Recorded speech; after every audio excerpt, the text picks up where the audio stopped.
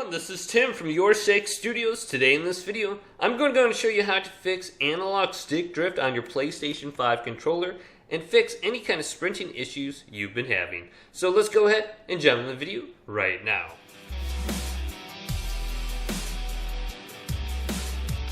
So in Call of Duty Warzone, when I'm aiming around, sometimes my controller will just move by itself and my aim will be off. Also, my character will all of a sudden just stop sprinting and kind of stutter step.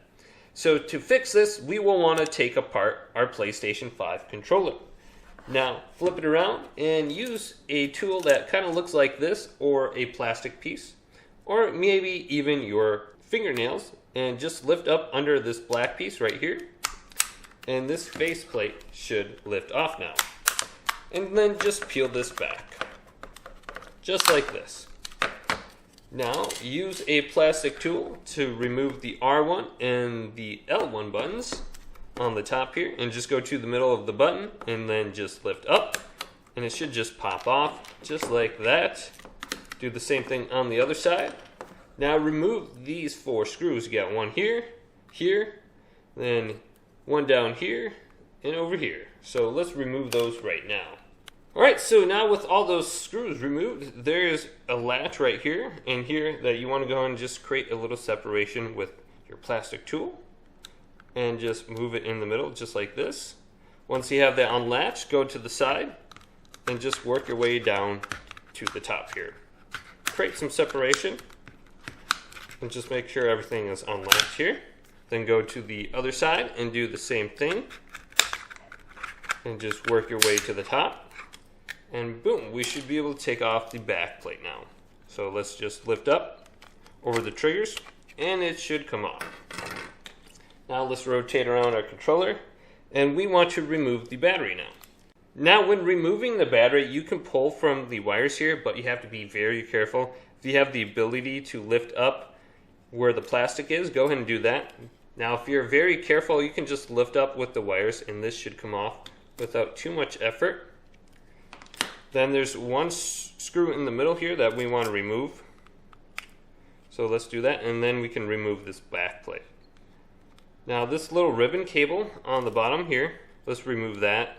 And this piece will probably stay with it, but most likely will fall out for you. Now let's put this to the side. And there's 4 ribbon cables that we want to unattach from the board. You got this blue one on top, so let's remove that one. Then you got this one on the side, and this side, and then the one on the bottom here. Now there's going to be little latches on the side of the board that you want to just press in. So you can just press it in with your thumb, and then this board on the bottom here should pop up. Then you can go ahead and remove it, and there's going to be one on each side. So there's one over here too where the battery was plugged in. Now feed the board through the little thumbstick holes here, and just be careful. And this little piece right here may fall out on you, which is fine. Just go ahead and just read the numbers upright and then put it back in right here and you should be good to go. Now find the thumbstick that's been causing some issues, whether it's the right one for aiming or the left one for sprinting. So in my last video I did like a cleaning video on how to repair the right one, so let's go with the left one. Now remember, this is opposite. So I'm going to lift up the thumbstick right here. This is going to pop right off, and this is what we want to go ahead and clean. So we're going to open these up and then clean them. Now I would suggest doing both of them if you can. In this video I'm just going to go ahead and show you how to do one. So these pieces right here. Okay, so now we have a good picture of what we're going to be cleaning, and we're going to be using some rubbing alcohol in this video, and then just a Q-tip to go ahead and clean off any kind of gunk that's been accumulating or any kind of residue that's been forming. Now I have just this small like little plastic guitar looking pick thing that is great for creating some separation and opening this up. So I'm just going to use this to put it inside here on the side. And you want something very thin. So this is peeling off, and this may be a little bit difficult. Try not to peel it back too far because you don't want the soldering to break on the other side. So that came off relatively easy. It took me a little bit of difficulty. Now, this is the piece we want to lift out and clean. This little sensor right here. So let's grip this and take it out. Alright, so now I have it, and this is what this looks like. So I can see like there's some hair on there or something like that, but I'll show you the correct way to put this in. So I'm going to put this to the side right now, and then we'll clean that later. Take your rubbing alcohol and pour it like in the top cap right here, and get a little bit on your Q-tip and just soak it very well. Then clean off the inside here. So let's do that now. And there may be some like grease or residue that has kind of been forming and causing your sprinting issues. Now, typically in most first-person shooters, I don't use the click feature, I just use the auto run. So anytime I push forward, sometimes I will stop sprinting. So this can be annoying. So this is looking pretty good. Now let's take a peek. And I don't see any kind of grease or gunk on there anymore. Now do the same thing for this little piece right here. Before you saw some hair on it. Now let's just clean this off very good. And this piece may be a little bit more dirty. And make sure like the cotton swab you're using, you can see there's some cotton on here. Make sure you're removing any kind of fabric that's stuck on there. I don't really see any kind of gunk or anything wrong with this one. So after we clean it, let's put it back in now. Now there's going to be little bumps and ridges, and that's the side we want to go ahead and make sure is up. So the opposite of like the two little dots down here, you can see the bumps and ridges now. And we want that side up, and then the white piece is going to be facing inward. And we can just slide this back in here, and then we can like rearrange it. Okay, so let's rearrange this upward, just like that. That looks good. Now we can just close this with our hands. And you can see there's a little cylinder that's popping out from where the thumbstick is. And that's going to align with that little sensor that we just put in. Then we want to close this with our fingers here. And you'll hear a click when it's popped in all the way. There's a click. And you know, it's looking like it's good right there. Now test out your actual thumbstick. Make sure this is moving around. It's not sticking or stuck.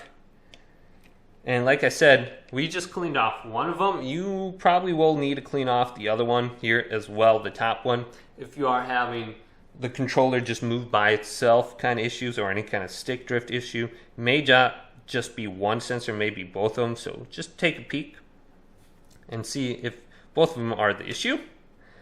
Now take your thumbstick and place it back on, and it will go on in one direction here. You just look at it and you can align it. So let's put this on. Good. Push it down. Now make sure this kind of piece is right here. Then flip this back over and feed the thumbsticks through the holes. Make sure none of these cables are getting kind of stuck on the bottom of this board as well. So you have two on the bottom here. And then by the headphone jack, you'll have this really small cable right here as well. Let's just feed that through so everything is on top. Good. Now let's replug in all four of those cables. Okay, so everything is back on. Let's take this black piece and put it back onto the board. Take our one screw and screw it down. So put this right in the middle here. Get my screwdriver. Then you have to put that one small ribbon on the bottom. That goes right here. So the board is back now. And this black little rubber piece may come off on you. Just go ahead and try to put it back on. It's not a big deal. So I just slid it in the little crack right there. Now I'm going to reconnect it to the board.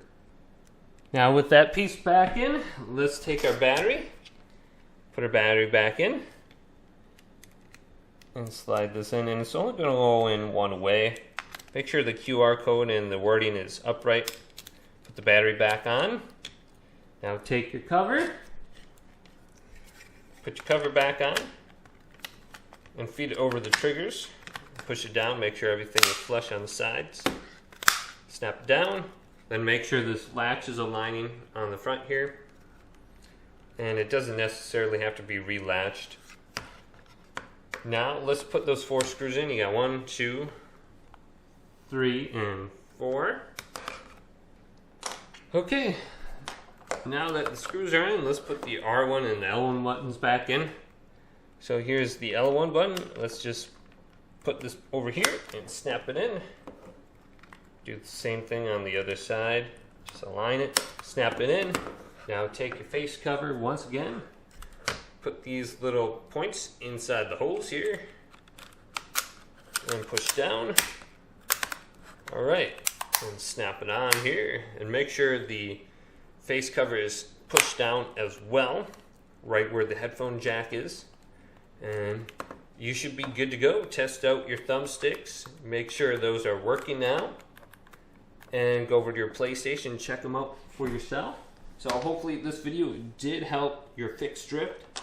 And if it did, go and leave it a big thumbs up and subscribe to my channel down below for more tech out videos coming up next on Your Six Studios.